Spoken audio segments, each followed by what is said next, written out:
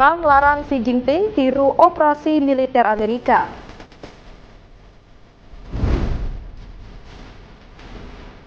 Protes anti-rezim Iran, truk tabrak kerumunan massal. Laos, negara di jantung Asia Tenggara. Halo pemirsa setia Berita Nasional TV, apa kabar Anda? Anda menyaksikan Mata Dunia, program yang menyajikan informasi dari berbagai penjuru dunia. Bersama saya, Restulandari, inilah Mata Dunia selengkapnya.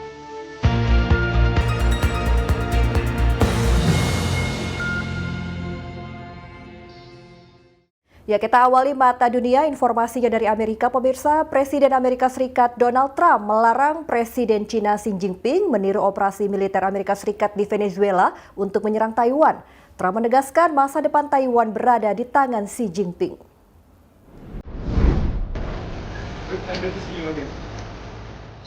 Presiden Amerika Serikat Donald Trump berharap Presiden Cina Xi Jinping tidak melancarkan serangan militer terhadap Taiwan menyusul operasi militer Amerika Serikat di Venezuela. Menurut Trump, masa depan Taiwan berada di tangan Xi Jinping. Trump akan sangat tidak senang jika Cina menggunakan kekuatan militer. Trump membantah anggapan penangkapan Presiden Venezuela Nicolas Maduro oleh militer Amerika Serikat bisa menjadi presiden bagi Cina untuk bertindak yang sama terhadap Taiwan. Hal tersebut disampaikan Trump dalam wawancara dengan The New York Times Senin 12 Januari 2026. Trump menyebut Xi Jinping memandang Taiwan sebagai bagian dari Cina dan keputusan terkait pulau itu sepenuhnya berada di tangan pemimpin Beijing tersebut. Namun Trump mengaku sudah menyampaikan keberatannya secara langsung kepada pemimpin Cina tersebut. Trump menepis anggapan operasi militer Amerika Serikat berujung pada penangkapan Nicolas Maduro bisa dijadikan pembenaran bagi Cina untuk merebut Taiwan dengan kekuatan militer.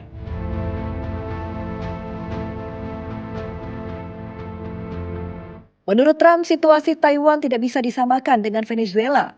Trump menilai Taiwan tidak menimbulkan ancaman terhadap Cina. Menurut Trump, pemerintahan Maduro menimbulkan ancaman kepada Amerika Serikat. Pernyataan Trump muncul setelah Cina menggelar latihan militer di sekitar Taiwan bulan lalu. Para analis menilai latihan tersebut mengaburkan batas antara latihan rutin dan persiapan serangan, berpotensi memberikan peringatan minimal bagi Amerika Serikat dan sekutunya jika serangan benar-benar terjadi. Amerika Serikat tidak memiliki hubungan diplomatik formal dengan Taiwan, namun terikat undang-undang untuk menyediakan sarana pertahanan bagi pulau tersebut. Taiwan Relation ACT 1979 tidak mewajibkan Amerika Serikat untuk turun tangan secara militer jika Cina menyerang, tetapi menetapkan kebijakan agar Taiwan memiliki kemampuan untuk mempertahankan diri. Pemerintahan Trump bulan lalu mengumumkan penjualan senjata senilai 11,1 miliar dolar Amerika Serikat atau sekitar 187 triliun rupiah kepada Taiwan. Disebut Trump sebagai paket persenjataan terbesar yang pernah diberikan kepada Taiwan.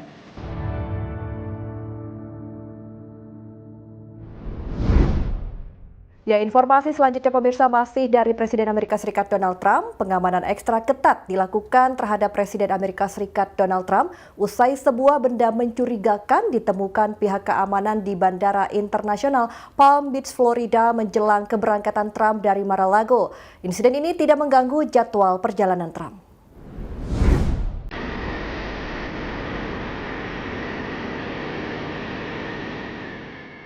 Benda misterius ditemukan saat Presiden Amerika Serikat Donald Trump mau menaiki pesawat pada Minggu 11 Januari 2026 waktu setempat. Temuan ini mendorong Dinas Rahasia Amerika Serikat atau US Secret Service menyesuaikan rute iring-iringan Presiden sebagai langkah pengamanan tambahan.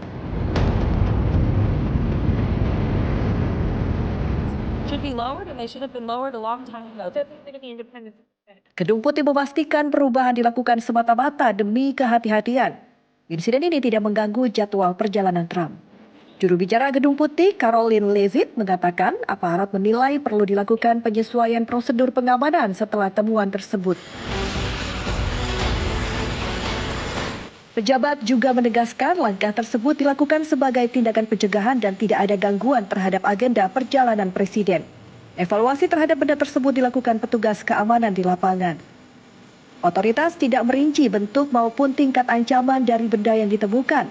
Langkah pengamanan ekstra disebut sebagai bagian dari prosedur standar ketika terdapat potensi risiko di sekitar lokasi pergerakan presiden.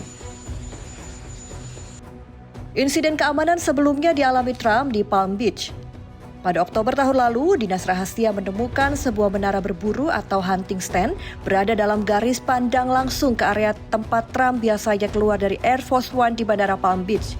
FBI mengambil alih penyelidikan, mengumpulkan seluruh bukti, serta mengerahkan kemampuan analisis. Sumber penegak hukum menyebutkan menara tersebut diduga berada di lokasi selama berbulan-bulan sebelum akhirnya ditemukan. Ancaman terhadap Trump ini terjadi hanya beberapa pekan setelah Ryan Roth dinyatakan bersalah atas upaya pembunuhan terhadap Trump di lapangan golf Palm Beach.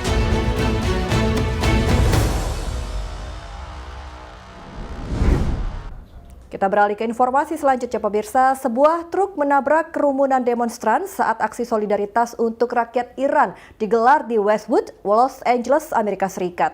Massa berkumpul di luar gedung federal panik saat kendaraan itu menerobos masuk ke area protes. Polisi mengamankan situasi dan menahan sang pengemudi.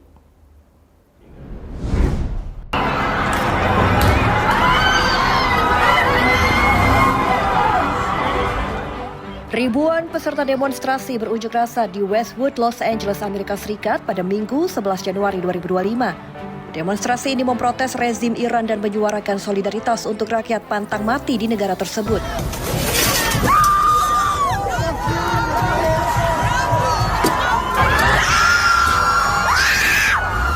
Suasana mendadak berubah saat sebuah truk U-Haul diduga masuk ke dalam kerumunan tempat aksi protes digelar. Video yang beredar di media sosial menunjukkan momen ketika kendaraan itu memasuki kerumunan. Beberapa proteser berusaha menghentikannya dan menyeret si pengemudi keluar dari kabin. Polisi terlihat mengamankan pelaku usai insiden terjadi. Nama dan motif pengemudi belum diketahui dan belum ada laporan mengenai korban serius. Petugas pemadam kebakaran Los Angeles menyatakan 2 orang diperiksa di lokasi namun menolak perawatan medis dan ambulans tidak pernah ditelepon ke tempat kejadian. Di badan truk terdapat pesan berbahasa Inggris bertulis No Shah, No Regime USA, Don't Repeat 1953, No Mullah, mengisyaratkan kaitan dengan konteks politik Iran. Insiden ini terjadi di tengah gelora protes global untuk menentang penindakan kekerasan di Iran dan menuntut perubahan. Penyelidikan lanjut masih berlangsung oleh pihak berwenang setempat. Informasi selanjutnya pemirsa, Grok, chatbot berbasis kecerdasan artifisial atau AI milik Elon Musk menjadi sorotan global usai fitur pembuat gambarnya digunakan untuk menghasilkan konten seksual non-konsensual. Pemerintah Indonesia mengambil langkah tegas memblokir sementara akses ke aplikasi tersebut.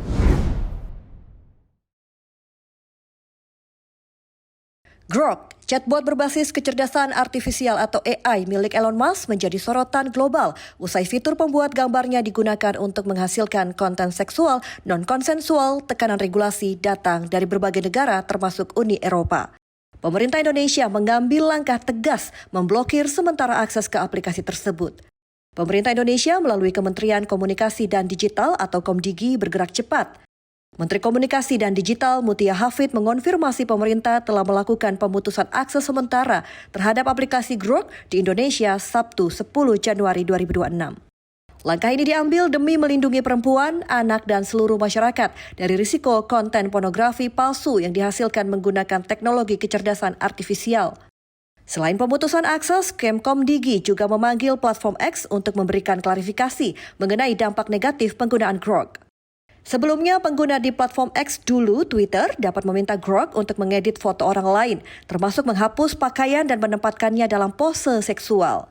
Gambar-gambar tersebut kemudian muncul otomatis sebagai balasan Grok di lini masa X yang seringkali tanpa persetujuan subjek dalam foto. XAI selaku pengembang Grok mengumumkan fitur pembuatan dan pengeditan gambar hanya tersedia bagi pelanggan berbayar. Pembatasan ini dinilai sebagai langkah darurat untuk mengendalikan penyalahgunaan. Negara Malaysia juga menerapkan seperti yang dilakukan pemerintah Indonesia, yakni pembatasan akses Grok. Komisi Komunikasi dan Multimedia Malaysia atau MCMC pada Minggu 11 Januari 2026 menyatakan pembatasan ini berlaku segera dan bersifat sementara. Disampaikan MC dalam keterangan tertulis dikutip kantor berita AFP menegaskan, tindakan ini menyusul penyalahgunaan grok yang berulang untuk menghasilkan gambar cabul, eksplisit secara seksual, tidak senonoh, sangat menyinggung dan dimanipulasi tanpa persetujuan. Sebelumnya, otoritas Malaysia melakukan upaya regulasi dan menyampaikan pemberitahuan kepada X-Corp dan XAI, perusahaan mengembangkan grok. Mereka menyatakan akses akan dibuka kembali setelah perusahaan melakukan perbaikan yang diverifikasi. Di negara lain, fitur AI ini hanya dibatasi untuk pelanggan berbayar. Pada Jumat 9 Januari 2026, sejumlah pejabat Eropa dan aktivis teknologi mengkritik grok setelah fitur pembuat gambarnya dikunci di balik paywall. Mengutip Reuters, Mark mengatakan siapapun menggunakan grok untuk membuat konten ilegal akan menghadapi konsekuensi yang sama seperti mengunggah materi tersebut secara langsung. Regulator global menilai perubahan tersebut belum menyelesaikan isu substansial. Komisi Eropa menilai penyebaran konten seksual non-konsensual termasuk yang melibatkan perempuan dan anak sebagai tindakan ilegal dan menjijikan. Konser amal Palestina dan Sudan. Informasi selengkapnya akan kami hadirkan usai jeda. Mata Dunia segera kembali.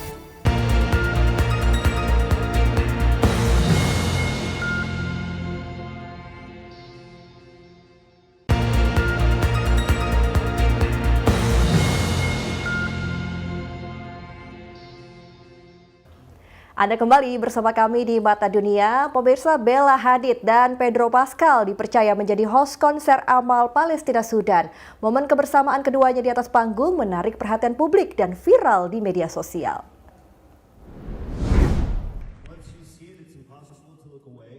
Dua selebritas global Bella Hadid dan Pedro Pascal dipercaya menjadi host atau pembawa acara di konser amal Palestina Sudan di Los Angeles, Amerika Serikat pada Sabtu 10 Januari 2026. Konser amal ini digelar penyanyi dan aktivis Mustafa The Poet.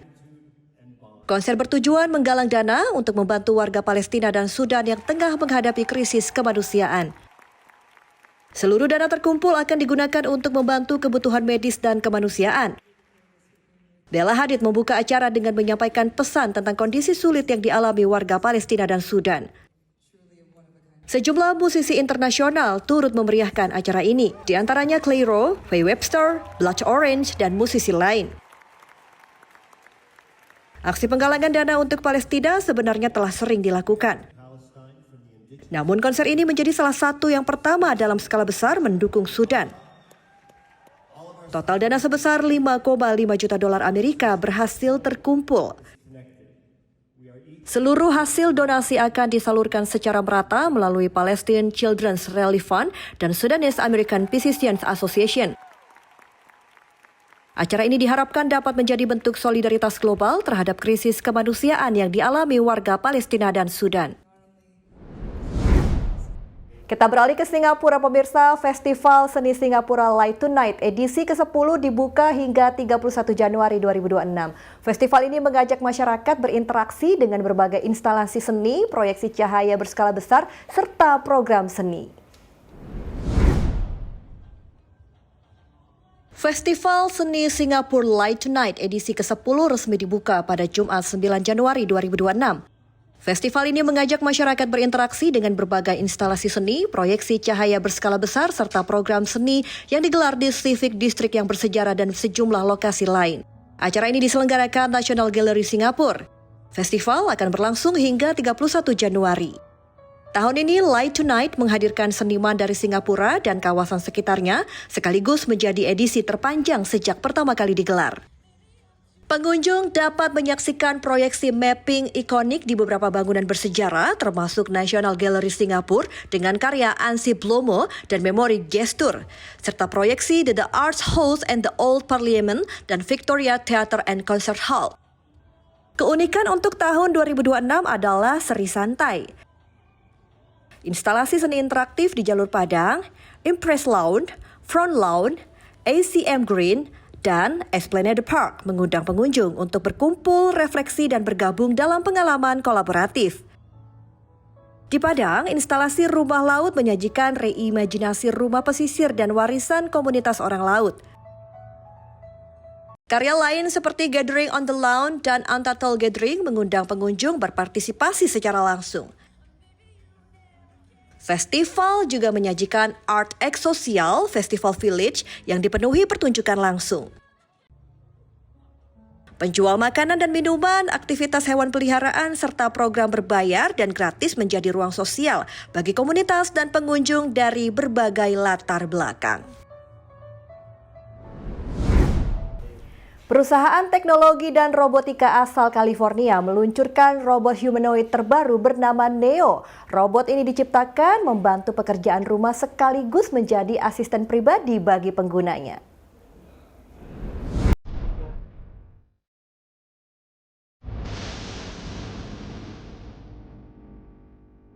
Perusahaan teknologi dan robotika asal California OneX meluncurkan robot humanoid terbaru bernama Neo. Neo mampu mengerjakan tugas ringan seperti membuka pintu, mengambil barang, hingga menyalakan lampu. Robot ini diciptakan membantu pekerjaan rumah sekaligus menjadi asisten pribadi bagi penggunanya. Dalam pernyataannya, OneX membuka pre-order robot Neo. Robot ini bisa dikendalikan melalui suara atau aplikasi. Dalam wawancara dengan The Wall Street Journal, CEO OneX, Ben Bornih, mengungkapkan sistem AI Neo masih dalam tahap pembelajaran. Setiap pembeli diminta menyetujui akses operator manusia untuk memantau melalui kamera robot. Data ini digunakan untuk melatih kecerdasan Neo agar lebih mandiri. Tahap awal, sebagian besar pekerjaan Neo dikendalikan operator jarak jauh. Pengguna bisa mengatur jadwal dan perintah melalui aplikasi sehingga privasi tetap terjaga. Robot Neo hadir dalam 3 varian warna, yaitu coklat muda, abu-abu, dan coklat tua, dengan harga pre-order deposit sebesar $200 Amerika Serikat atau sekitar 3,2 juta rupiah. Atau menyiapkan dana $20.000 Amerika sekitar 320 juta rupiah untuk akses awal. Neo juga disewa dengan biaya langganan $499 Amerika atau sekitar 8 juta rupiah per bulan.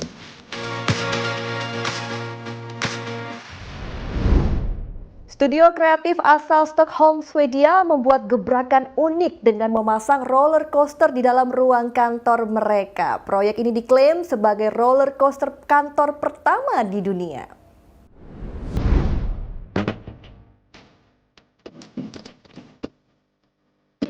The Great Exhibition, sebuah kreatif studio di Swedia, menciptakan pengalaman kerja tak biasa dengan cara membangun roller coaster di dalam kantor. Proyek ini disebut The Frontal Loop, memiliki trek sepanjang 60 meter melintasi area kerja, dapur, dan gudang.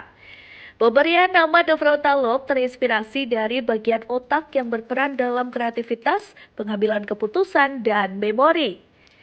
Kreatif Director Per Cromwell menjelaskan awal ide ini terlihat mustahil dan konyol, namun berhasil direalisasikan sebagai sumber inspirasi dan simbol keberanian melampaui rutinitas.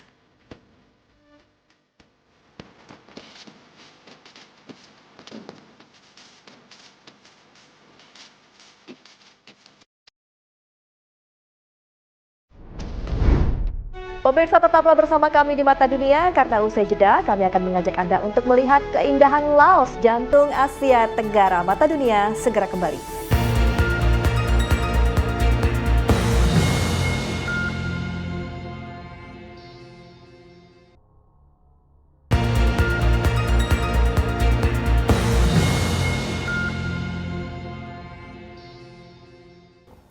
Anda kembali bersama kami di Mata Dunia. Pemirsa, Laos merupakan negara di jantung Asia Tenggara. Terbentang sebuah negara tidak memiliki laut namun kaya akan sejarah, budaya, dan nilai spiritual.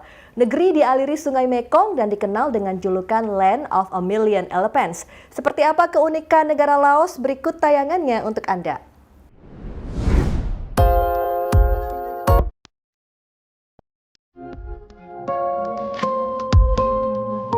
Selamat datang di Laos.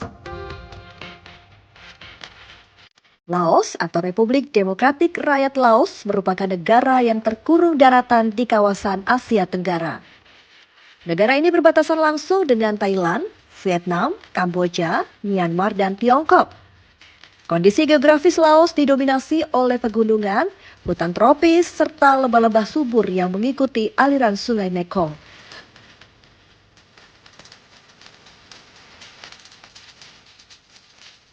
Sungai ini menjadi nadi kehidupan masyarakat mulai dari pertanian, transportasi, hingga aktivitas ekonomi.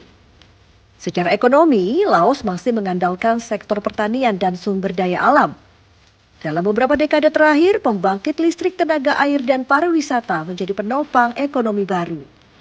Sementara dalam kehidupan sosial, mayoritas masyarakat Laos menganut Buddha Theravada yang memengaruhi pola hidup, tradisi, hingga tata ruang kota dan desa.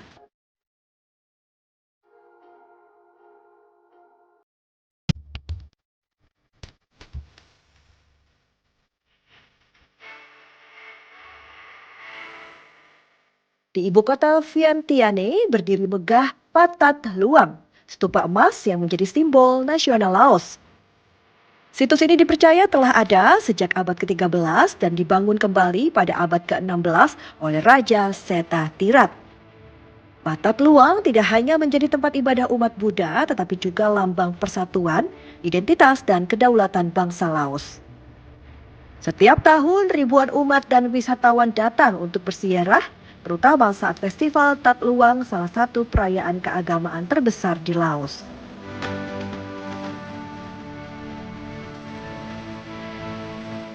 Beralih ke selatan Laos, tepatnya di provinsi Champasak, terdapat Phat Pou, kompleks candi kuno peninggalan peradaban Khmer. Dibangun antara abad ke-11 hingga ke-13, Phat Pou awalnya merupakan tempat pemujaan dewa Hindu, khususnya Dewa Siwa. Seiring masuknya ajaran Buddha, situs ini kemudian bertransformasi menjadi pusat ibadah Buddhis.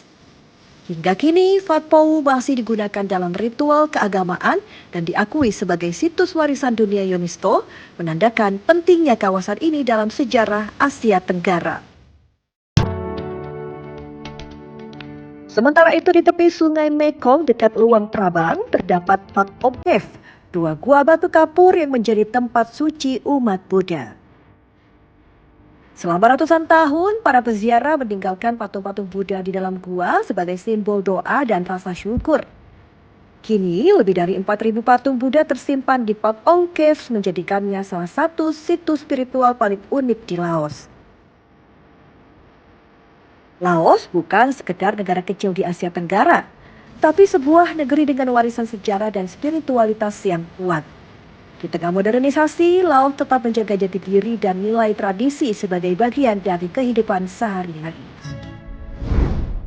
Ya, dari Laos kita ke Amerika Serikat, pemirsa. Banyak rumah di Amerika Serikat terbuat dari bahan mudah terbakar. Seorang insinyur di Colorado memperkenalkan metode pembangunan rumah berakar dari pembuatan batu bata kuno. Rumah dari batako tanah liat ini bisa bertahan saat bencana kebakaran hutan, gempa bumi, angin kencang, atau banjir. Dan berikut tayangannya untuk Anda. Rumah-rumah baru dibangun di seluruh kota Superior di Colorado, tempat angin kencang memicu kebakaran hutan yang menghanguskan lebih dari 1.000 rumah 2 tahun lalu. Sebagian besar konstruksi rumah ini memakai bahan yang biasanya mudah terbakar. Tapi rumah baru ini terbuat dari balok tanah yang dipadatkan yang tidak akan terbakar, menurut insinyur Lisa Morey. The client called me and said that he was triggered still by the sound of strong winds and wanted a home that was obviously fire resistant or fireproof even. Lisa adalah pendiri Novaterra yang memproduksi balok tanah yang dipadatkan dari tanah agak berlumpur yang mengandung pasir dan tanah liat. Untuk perekatnya, mereka menambahkan mineral kapur. Campuran yang masih gembur ini kemudian dimasukkan ke alat pres untuk dipadatkan dan menghasilkan balok tanah padat. Setelah terkena udara dalam sebulan, balok-balok ini akan mengeras dan siap digunakan. Di lokasi pembangunan dekat kota Langman, Lisa dan krunya menyisakan ruang antara deretan balok untuk diisi bahan insulasi. Rangka besi dalam dinding membantu membuatnya tahan gempa. So it's going to maintain its strength. In the hundreds, if not thousands of years, I hope this building will be standing. Di kota Superior, pemilik rumah yang dibangun dengan balok tanah ini mengatakan ia tidak akan pernah lupa bagaimana dulu angin yang menderu mengguncang rumahnya yang terbuat dari rangka kayu. Lalu datang api dan ia harus menyelamatkan diri. Menurutnya, rumah dengan balok tanah baru ini telah mengembalikan ketenangannya. So this methodology of construction, it basically, the house will not shake. You will not feel the wind from inside the house, even if it's very windy outside. Rumah-rumah baru ini dibangun dengan kekuatan konstruksi batu bata jemuran yang telah dimodernisasi dan juga berdasarkan kearifan bahwa tanah tidak akan terbakar.